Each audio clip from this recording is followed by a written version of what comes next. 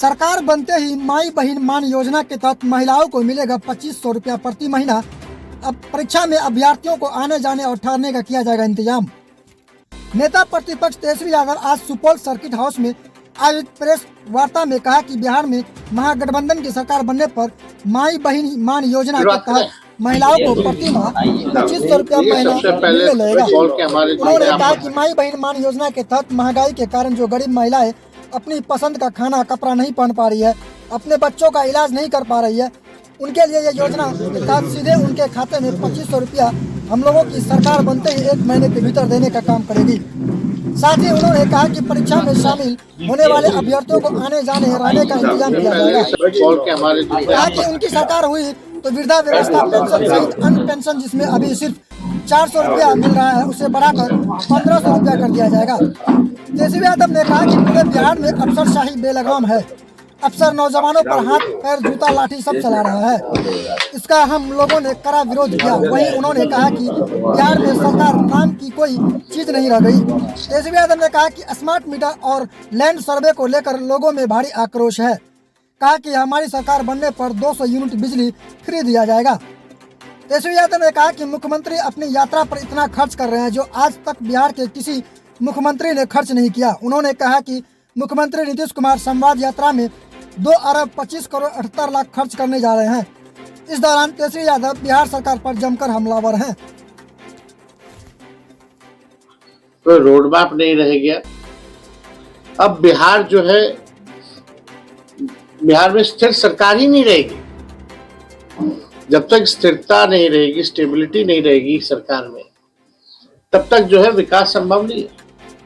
2012 के बाद आप बता दीजिए कौन सी सरकार जो है 5 साल चली और इसका दोषी कौन है। बिहार में विकास का नुकसान हुआ, लोगों का नुकसान हुआ, इंफ्रास्ट्रक्चर का जो है फ्रैक्चर हो गया है बिहार में। पुल पुलिया ऐसे गिरता है, एक महीने में 18 20 पुल गिर जाता। कल उद्घाटन है, वो पुल गिर जाता। ये स्थिति बनी हुई है। तो हम सब लोग जो है जनता के बीच जा रहे हैं, कार्यकर्ता के बीच जा रहे हैं और हमें पूरा भरोसा है कि जनता का आशीर्वाद, सभी लोगों का आशीर्वाद हम लोगों पर जो है मिलेगा। और पिछले बार मात्र 12,000 का ही गठबंधन में एनडीए और इंडिया के महागठबंधन के अंतर रह गया था, केवल 12,000 का। इस बार जो है मुंहतोड़ जवाब हम लोग देने का काम करें।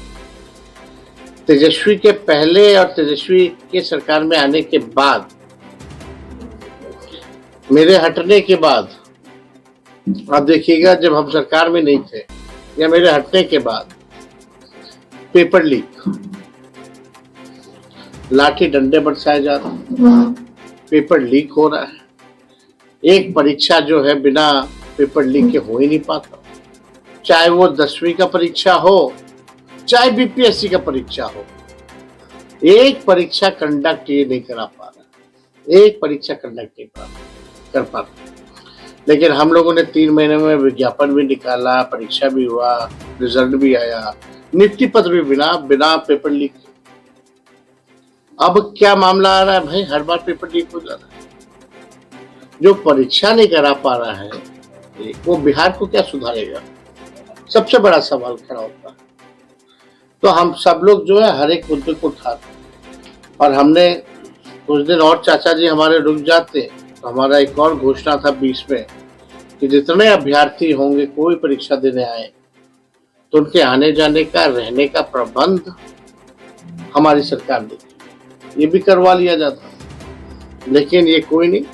जब हमारी सरकार बनेगी तो जितने भी अभ्यर्थी होंगे उनके आने जाने का, रुकने का खर्चा जो है हम लोगों की सरकार देखने का काम करेगी। और आज सुपौल जिले में सभी नेता हैं, सभी कार्यकर्ताओं से आज हम लोग संवाद करेंगे और खास तौर पे सुपौल जिले में राष्ट्रीय जनता दल और संगठनात्मक तौर पे कैसे मजबूत हो।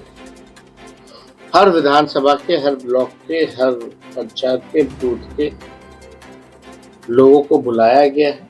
राय हम लोग लेंगे, उन लोगों का बात सुनेंगे और जो सुधार करनी पड़ेगी वो सुधार हम लोग करेंगे। तो आप सब लोग यहाँ आए, कोई सवाल अगर आप लोग पूछना चाहेंगे तो डोमिसाइल